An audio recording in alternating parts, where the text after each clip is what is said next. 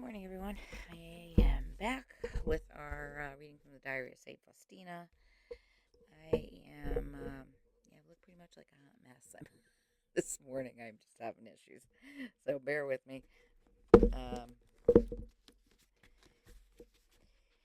we are going to continue with our reading from the Diary of St Faustina, and if you are new here, just to let you know, we do have a YouTube page with a playlist for the Diary of St Faustina with the readings that we've done so far, and with some nice videos from the nuns from her order, and they tell a lot more about her. So take a check if you have a chance.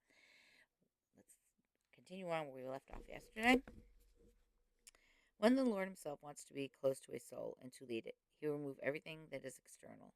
When I feel ill and was taken into the infirmary, I suffered much unpleasantness because of this. There were two of us sick in the infirmary. Sisters would come and see Sister N, but no one came to visit me. It is true that there was only one infirmary, but for each one had her own cell. The winter nights were long, and Sister N had the light and the radio headphones, while I could not even prepare meditation for the lack of light. When nearly 2 weeks had passed in this way, I complained to the Lord one evening that I was suffering so much that I couldn't even prepare my meditation because there was no light. And the Lord said that He would come every evening and give me points for the next day's meditation. These points always concerned His sorrowful passion. He would say, "Consider my sufferings before Pilate." And thus, point by point, I meditated upon His sorrowful passion for 1 week. From that moment, a great joy entered my soul, and I no longer wanted either the visitors or the light. Jesus sufficed me for everything.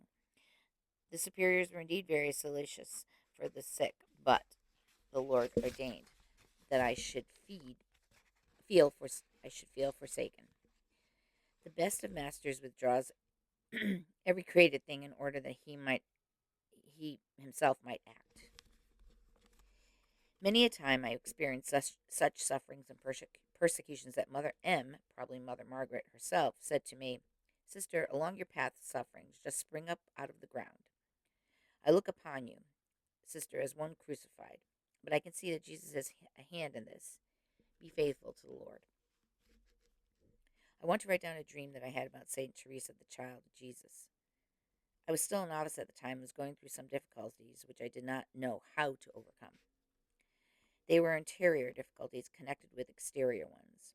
I made novenas to various saints, but the situation grew more and more difficult. The sufferings it caused me were so great that I did not know how to go on living.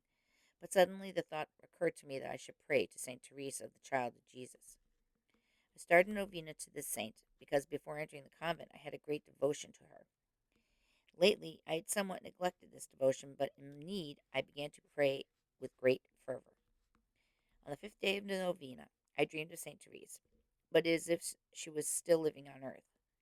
She hid from me the fact that she was a saint and began to comfort me, saying I should not be worried about this matter, but should trust more in God. She said I suffered greatly too, but I did not quite believe her, and said, "It seems to me that you have not suffered at all." But St. Therese answered me in a convincing manner that she had suffered very much indeed, and said to me, "Sister, know that in 3 days the difficulty would come to a happy conclusion." When I was not very willing to believe her, she revealed to me that she was a saint. At that moment, a great joy filled my soul, and I said to her, "You are a saint?" "Yes," she answered, "I am a saint. Trust that this matter will be resolved in 3 days." And I said, "Dear sweet Therese, tell me, shall I go to heaven?" And she answered, "Yes, you will go to heaven, sister, and I will be a saint." "I will be a saint?" To which she replied, "Yes, you will be a saint." "But little Therese, shall I be a saint you are raised to the altar?" And she answered, "Yes, you will be just as I am, but you must trust in the Lord Jesus." I then asked her if my mother and father would go to heaven, and she replied that they would. I further asked, "And will my brothers and sisters go to heaven?" She told me to pray hard for them, but gave no definite answer. I understood that they were in need of much prayer. This was a dream, and as the proverb goes, dreams are phantom.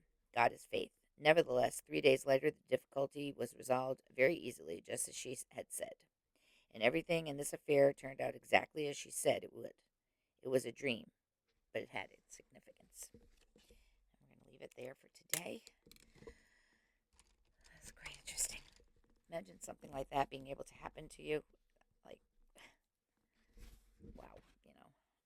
So sorry. My hair's in my eyes. I'm just, told you I'm hot mess today. Bear with me. I'm only human. But that was very, very interesting. And yeah, I'm eager to see more and hear more of where it goes for St. Faustina. So, anyway, that is it for today. I hope you all have a beautiful Friday. Getting to the beginning of the weekend. Be well, be safe, be kind to each other. God bless.